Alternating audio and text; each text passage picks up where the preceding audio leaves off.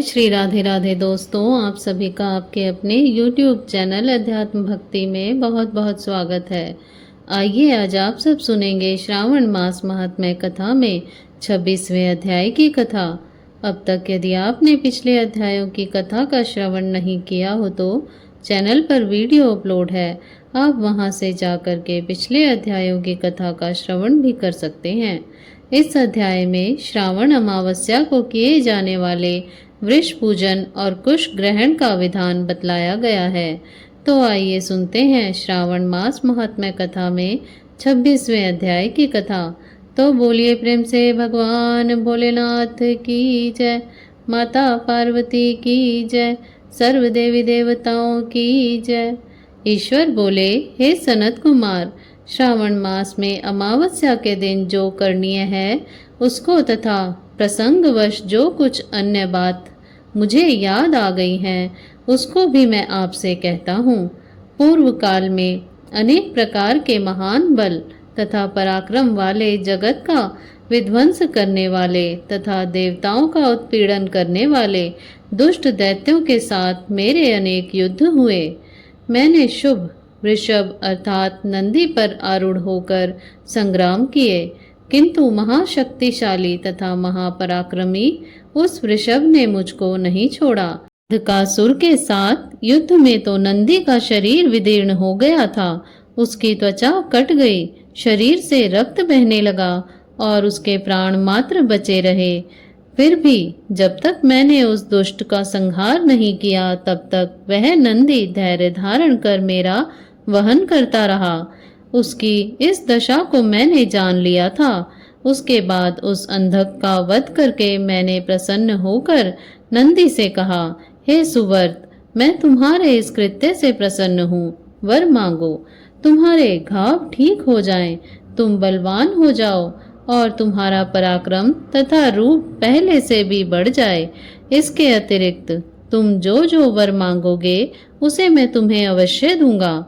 नंदकेश्वर बोले, हे देव आदिदेव, हे महेश्वर, मेरी कोई याचना नहीं है।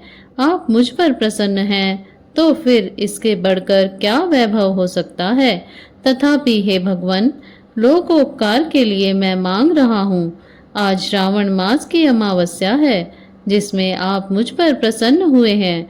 इस तिथि में गायों सहित उत्तम मिट्टी से निर्मित वृषभों की पूजा करनी चाहिए। आज अमावस्या के दिन जन्म लेना कामधेनु तुल्य होता है, अतः इस तिथि में वर प्रदान करें कि यह अमावस्या वांछित फल देने वाली हो। आज के दिन भक्ति पूर्वक प्रत्यक्ष वृषभों तथा गायों की पूजा करनी चाहिए। गेरू आदि धातुओं से प्रयत्न पूर्वक उन्हें भूषित करना चाहिए।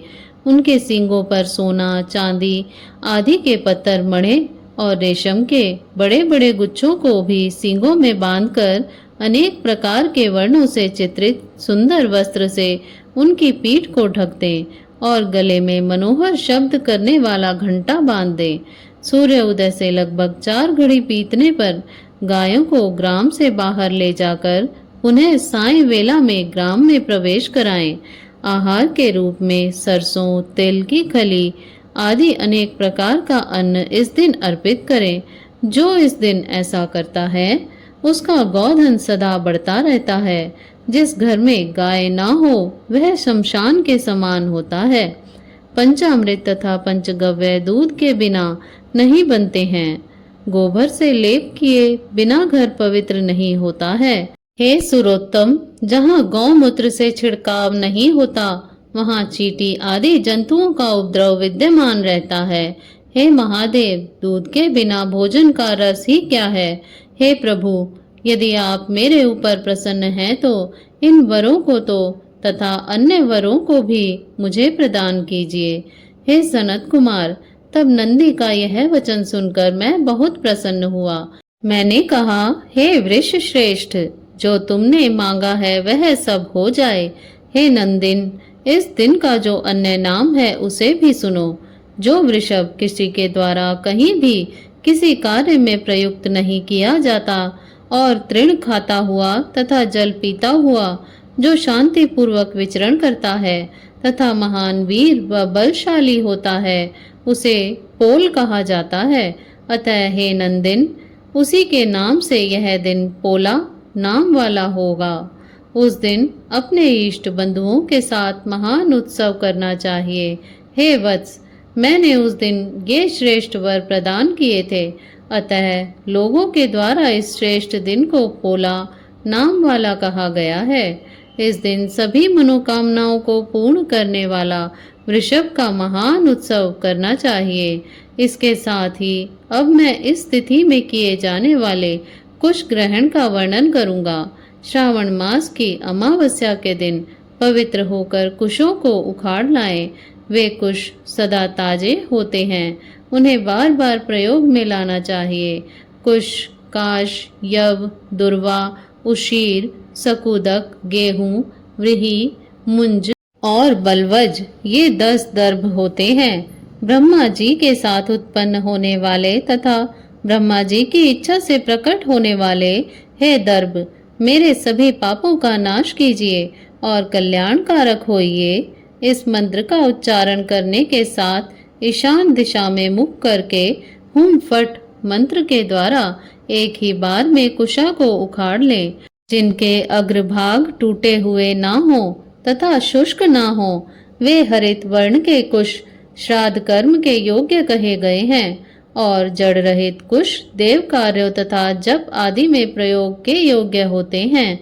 7 पत्तों वाले कुश देव कार्य तथा पितृ कार्य के लिए श्रेष्ठ होते हैं। मूल रहित तथा गर्भयुक्त अग्रभाग वाले तथा 10 अंगुल प्रमाण वाले 2 दर्भ पवित्रक के लिए उपयुक्त होते हैं। ब्राह्मण के लिए 4 कुश पत्रों का पवित्रक बताया गया है और अन्य वर्णों के लिए क्रमशः 3, 2 और 1 दर्भ का पवित्रक कहा गया है, अथवा सभी वर्णों के लिए 2 दर्भों का ग्रंथि युक्त पवित्रक होता है। यह पवित्रक धारण करने के लिए होता है, इसे मैंने आपको बता दिया है। उत्पवन हेतु सभी के लिए 2 दर्भ उपयुक्त होते हैं। 50 दर्भों से ब्रह्मा और 25 दर्भों से विष्टर बनना चाहिए। आचमन के समय हाथ से पवित्रक को नहीं निकालना चाहिए। विकिर के लिए पिंड देने तथा अग्नोकरण करने के साथ और पाद्य देने के पश्चात पवित्रक का त्याग कर देना चाहिए। दर्भ के समान पुण्यप्रद पवित्र और पापनाशक कुछ भी नहीं है। देव कर्म तथा पित्त कर्म ये सब दर्भ के अधीन हैं। उस प्रकार के दर्भों को श्रावण मास की अमावस्या के दिन उखाड़ना चाहिए, इससे इनकी पवित्रता बनी रहती है। श्रावण मास की अमावस्या का वर्णन क्या किया जाए?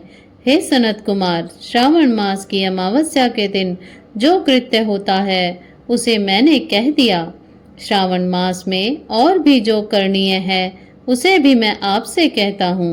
इस प्रकार श्री स्कंद पुराण के अंतर्गत ईश्वर सनत कुमार संवाद में श्रावण मास महात्म्य में अमावस्या के दिन वृषभ पूजन कुश ग्रहण नामक 26वां अध्याय पूर्ण हुआ। तो बोलिए प्रेम से भगवान भोलेनाथ की जय, माता पार्वती की जय, सर्व देवी देवताओं की जय।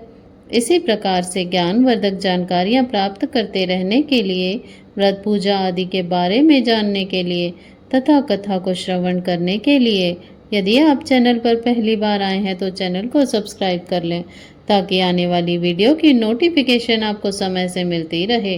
वीडियो को लाइक करें, शेयर करें। सुखी रहें, स्वस्थ रहें। जय श्री राधे राधे। धन्यवाद।